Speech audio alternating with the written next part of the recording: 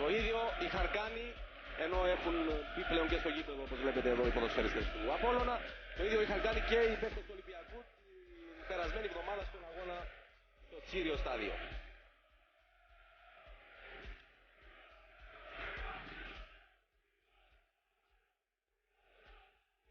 Έχουν κάνει πραγματικά Τσίριο το στάδιο το παφιακό εδώ, οι οπαδοί του Απόλλωνα με τις εκδηλώσεις τους.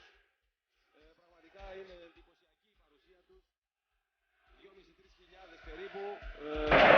Με τους μικρούς εδώ πραγματικά, το είπαμε και πριν, να μην κρατά και κουραστικό, είναι εξαιρετική η ατμόσφαιρα που έχουν δημιουργήσει οι οπαδοί του Απόλλωνα με κάθε τρόπο και με κυρίως κόσμιο τρόπο υποδέχονται, παραλαμβάνω, τους ποδοσφαιριστές τους. Σε λίγο θα ανέβουν και οι ποδοσφαιριστές της ΑΕΚ. Πάμε για λίγο στο Ρίκο τον Ιωάννο.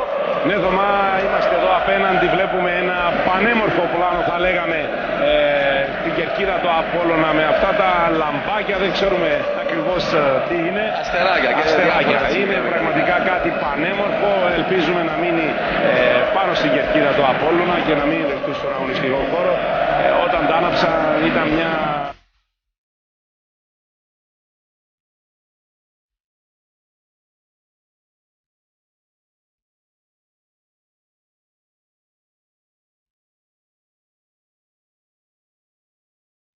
στο Απόλλωνα.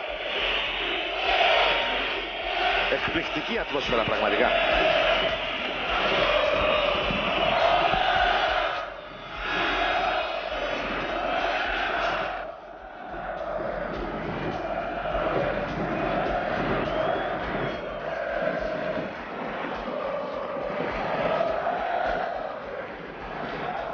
Γκολ. Χαιρετάει ένα-ένα τους ποδοσφαιριστές.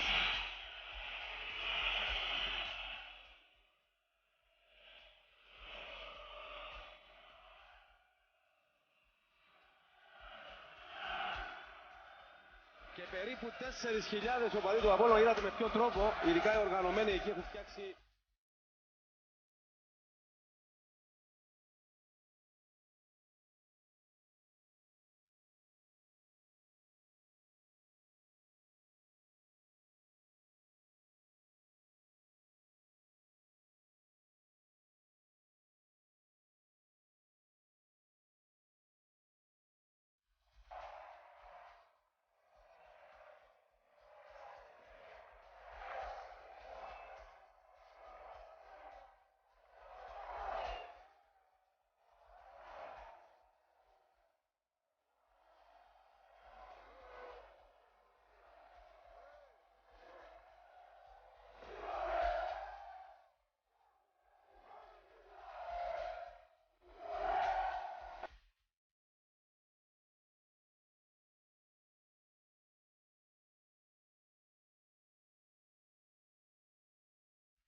που υποδέχονται και οι οπαδοί του Απόλλωνα τους ποδοσφαιριστές τους. Μια πραγματικά όμορφη ατμόσφαιρα, φίλες και φίλοι.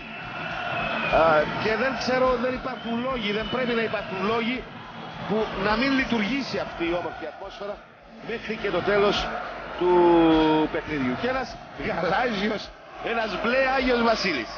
Αυτός καρφίστηκαν οι οπαδοί του Απόλλωνα, αυτό το όμορφο έχουν κάνει.